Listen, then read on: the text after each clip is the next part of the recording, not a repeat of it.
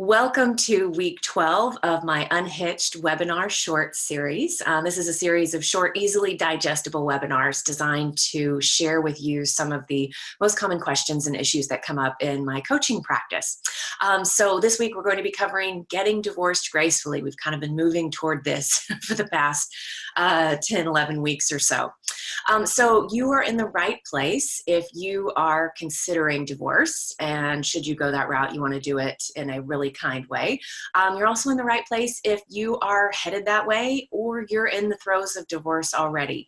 And frankly, some of the things I'll share today and in the next several weeks as we wrap up this series can be used post-divorce as well, for healing and for hope as you create a new life. So as I've mentioned on these webinars before, had a fairly high conflict marriage to another attorney. We were like kerosene and fire from day one. And so the odds of a really graceful divorce when we started down that road seemed pretty slim. But what I can tell you is that we ended up having a really graceful divorce. And that doesn't mean that there weren't times that tensions flared, that there were moments of anger, that there were some unknowns that were pretty scary. But all in all, we treated each other well during the process. And that also, I think, paved the way for the post-divorce friendship that we had, which was pretty incredible. So to give you a little more background on who I am before we dive deeper, my name is Sunny Joy McMillan. I'm a recovering attorney and a practicing coach. I'm the author of the book Unhitched, Unlock Your Courage and Clarity to Unstick Your Bad Marriage. I am the host of the Sunny in Seattle radio show. My work has been featured in Oprah Magazine and Best Self Magazine, Hay House Radio, among other sources. And as I mentioned before, I think my biggest credential in this area is the fact that I've been through this, and particularly for the next few weeks, I am pretty proud of how I did our divorce, and it's something that I have helped guide clients through to get to a really nice place during and after the divorce, which sets you up for a very beautiful next stage of your life, instead of carrying with you as much baggage as can be there, as much baggage as can be there if things get pretty ugly. So what we're going to do today is spend about 20 minutes. I'll be sharing with you some of my suggestions and tips for how to have a graceful divorce. I won't be taking questions, so we can keep this nice and short, but if you do want to take the work further, or you do have questions about your particular situation, I will share with you at the end how to do that and what I can help you with. So let's go ahead and start. Graceful divorce. So I just want to preface this by saying, and I mentioned this at the very beginning of this series, but I want to say it again because it bears repeating, because it's something that I hear frequently from my clients and in the divorce support group that I used to run in Seattle. So number one, divorce does not mean failure. I know a lot of people make it mean that, and perhaps there is some cultural, religious, or family messaging around that it means failure, but let me be the one to tell you it does not mean failure, at least from not where I sit. So remember, from a broader perspective, we talked about this in the last couple of weeks, the cosmic rewrite. When you have eagle view versus mouse view, sometimes events that can seem seemingly bad are actually blessings in disguise, perhaps. And I shared with you a quote from Martha Beck that I couldn't agree with more, that a marriage can succeed as a soul adventure, even if it doesn't last forever.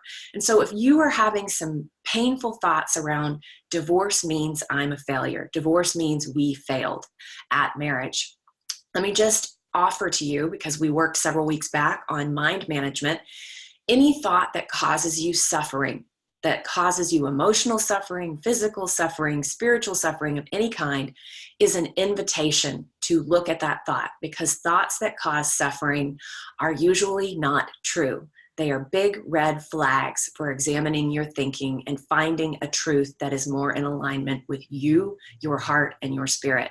So if divorce being a failure is something that you've heard a lot, I ask you to question that and turn that thought around. Divorce may not mean failure. Divorce is not a failure. And I want you to find evidence why that is true. And it could be because sometimes it saves people's lives. If it's been a really unhealthy or abusive marriage, because it frees people to do what they came here to do. If their spouse has been holding them back or Not that someone has the capacity to do that, but some people can get a little bit sucked into dysfunctional relationships, and it keeps them off track from the purpose that they came here to live or the work that they came here to do. Divorce may not be a failure because it frees you to find the real love of your life. Maybe you got married for the wrong reasons or too young or whatever, and you realize later that it's not the right fit for you. What if you are missing the greatest love of your life by staying in an unhealthy relationship? So think of all the reasons why divorce is not a failure. And I wanted to share with you, actually, while I'm pulling this up, I've got one quote for you here that I want to share. But, I personally don't even believe in failure generally, and I'll tell you why. I define failure, and I'm going to share my screen here. Okay, we'll go ahead. Well, let me just read this quote for you since I put it up, and then I'll tell you how I define failure.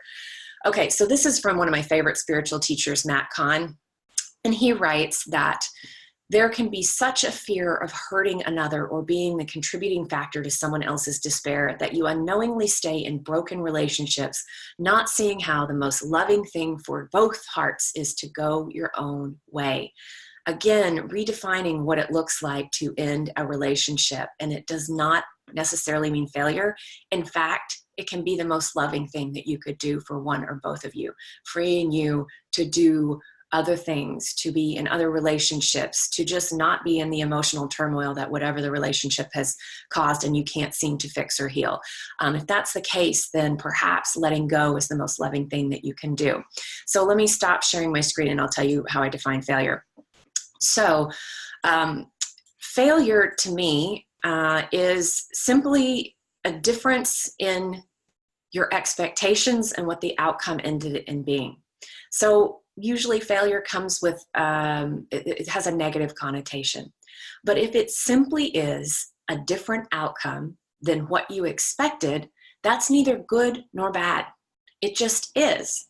And to me, any outcome is information. And just use that information to move forward to what you want to do next. In fact, something that has a different outcome than you expected could actually be the best case scenario. Remember the story that I shared with you about the woman who lost her condo to foreclosure and ended up staying in a friend's cottage out in the woods, and then this dog wandered up and she'd never been able to have a dog before.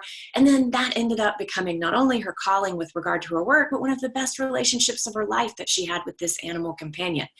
So what if the outcome, although it may be seemingly not what you wanted or expected, is actually a blessing, is actually what will be the next step to the highest and best interest for whatever is supposed to happen next in your life. So let's just preface all this with divorce does not mean failure. And let me be the one to grant you permission that if you need to let go, because that is the most loving thing that you can do for both of you, let me be the one to say it is within your right to do that if that is what you so choose to do.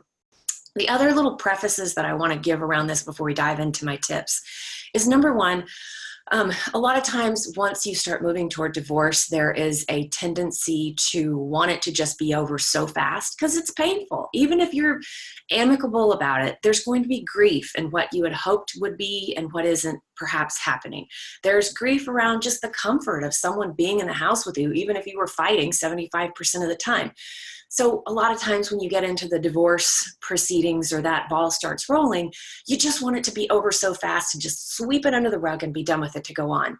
And what I will suggest to you is that is not the best thing to do. If you can do your work while you are going through it, put the brakes on. And I'm not saying go slower than the process needs to be. I'm just saying don't try to push it behind you so fast that you leave big gaping wounds and other things that will need to be dealt with later.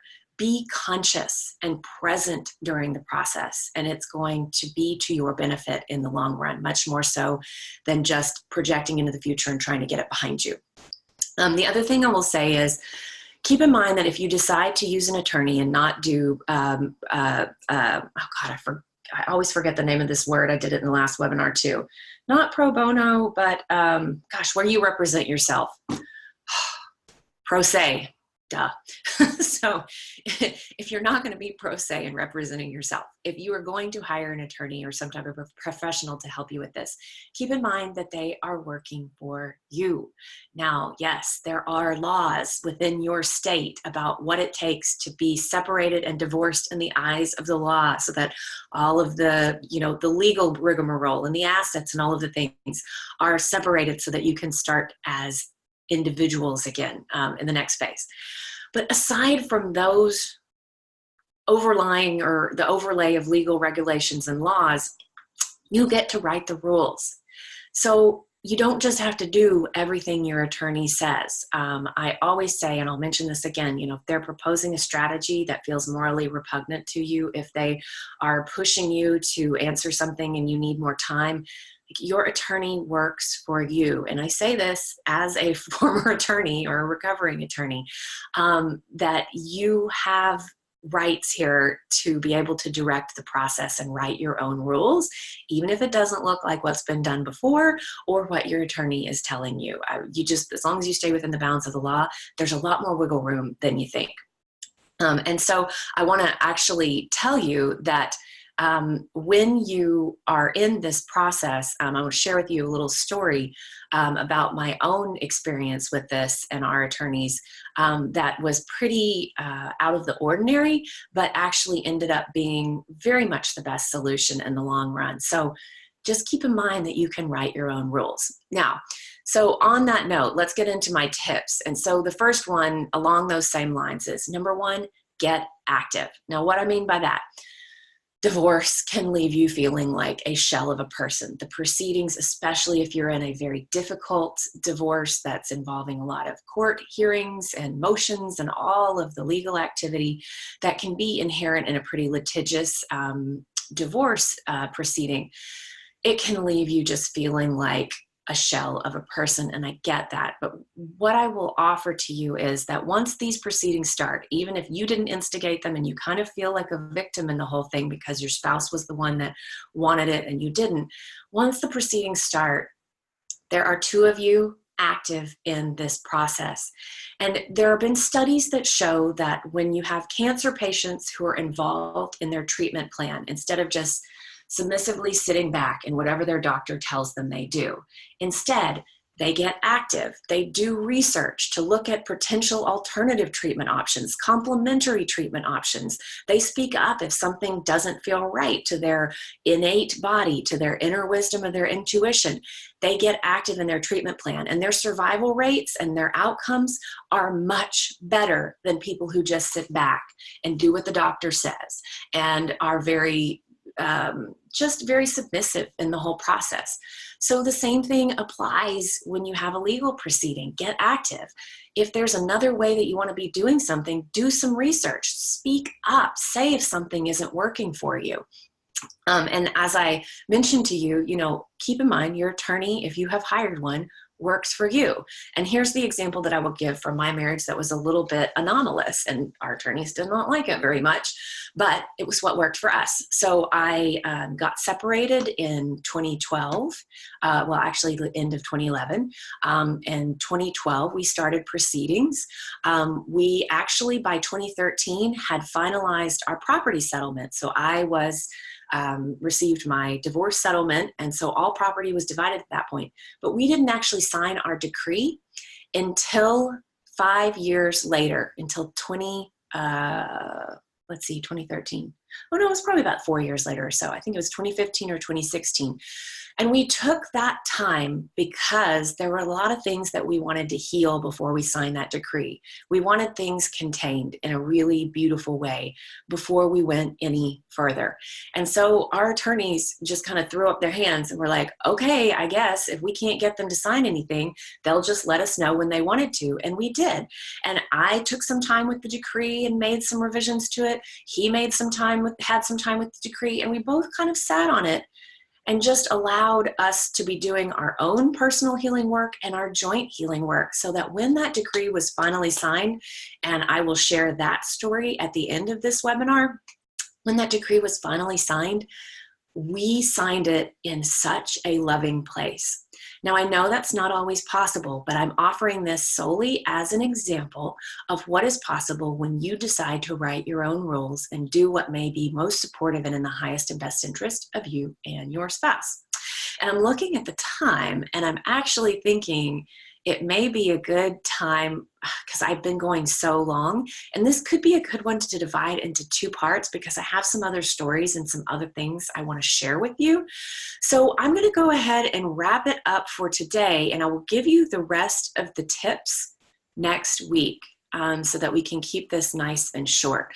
So just know that next week we will be covering how to avoid nuclear warfare in your divorce, and also divorce ceremonies. You may not even have heard of those. And I actually, since I'm going to give it more time, I may share a video clip next week. I think I can get my hands on it. It was really beautiful.